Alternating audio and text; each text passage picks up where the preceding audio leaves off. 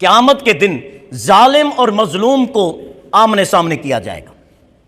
اسی لیے آقا صلی اللہ علیہ وسلم نے ارشاد فرمایا الظلم ظلمات یوم القیامہ، یہ جو ظلم دنیا میں کرتے ہو نا، یہ قیامت کے دن تمہارے لیے باعث اندھیرا بن جائے گا۔ ظلم کسی کو قتل کرنا ہی ظلم نہیں ہے، کسی کا حق غصب کرنا بھی ظلم ہے، کسی کی عزت اچھالنا بھی ظلم ہے، کسی کی غیبت کرنا بھی ظلم ہے، کسی کا پلاٹ ہتھیانا بھی ظلم ہے، کسی کا گھر پر قبضہ کرنا بھی ظلم ہے، بہن کو باپ کی وراثت سے حق نہ دینا بھی ظلم ہے، اور بھائی کو اس کا پورا حق نہ دینا یہ بھی ظلم ہے۔ اور یہ قیامت کے دن کیا بن جائیں گے؟ ظلمات، اندھیرے بن جائیں گے۔ آقا کریم صلی اللہ علیہ وسلم نے ارشاد فرمایا قیامت کے دن ظالم اور مظلوم کو آمنے سامنے کیا جائے گا۔ پھر مظلوم اللہ کی بارگاہ میں اپنا کیس پیش کرے گا کہ یا اللہ، اس نے مجھے وہاں تکلیفیں دی ہیں، میرا فلاں فلاں حق اس نے غصب کیا ہے۔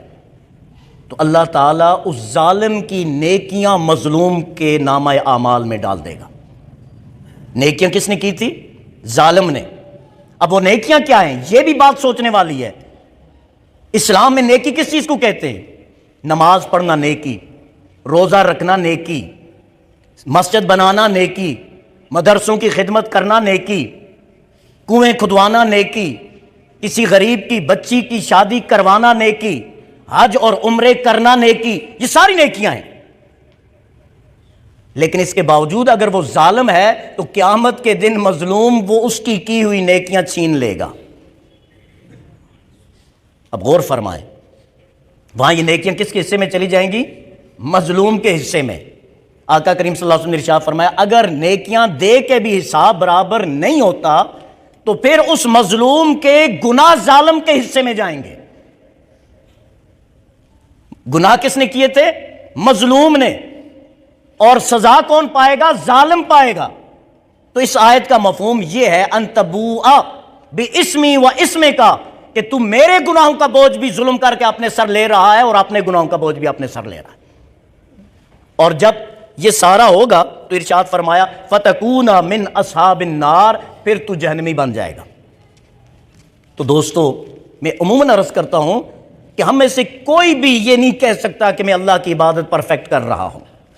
جو ٹوٹی پھوٹی عبادت ہوتی ہے اس میں بھی اگر ہم کسی پہ ظلم کرتے ہیں تو یاد کر لے کہ ہم ظلم کر کے مظلوم کی دنیا خراب کر رہے ہیں، لیکن اس کی وجہ سے ہماری آخرت برباد ہو رہی ہے۔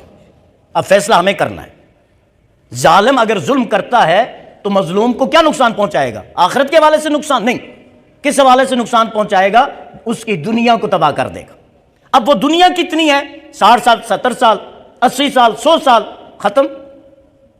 تو ظالم نے مظلوم کو ستایا ہوگا 10 سال، 20 سال، 30 سال، لیکن ظالم کا حشر کیا ہوگا قیامت کے دن؟ کہ اس کی نیکیاں مظلوم کو ملیں گی، اور اس سے اگر بھرپائی نہ ہوئی تو پھر مظلوم کے گناہ ظالم کے نامہ اعمال میں ڈال دیے جائیں گے، اور پھر کیا ہوگا؟ دوسرے کے گناہ کی وجہ سے جہنم میں جائے گا۔ تو ارشاد فرمایا فَتَكُونَ مِنَ أَصْحَابِ النَّارِ، اور وَذَلِكَ جَزَاءُ الظَّالِمِينَ، ظالموں کی یہی جزا ہے۔ جو ظالم ہیں ان کی کیا ہے؟ یہی جزا ہے کہ دوسروں کے گناہ لے کے اپنی نیکیاں دے کے کہاں جائیں گے؟ جہنم میں جائیں گے۔ یہ ساری باتیں ہونے کے بعد اس کے بعد بھی قابیل کا دل نرم نہیں ہوا۔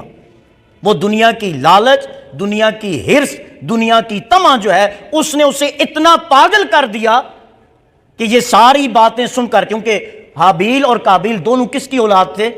حضرت آدم علیہ السلام۔ اور حضرت آدم علیہ السلام کون ہیں؟ اللہ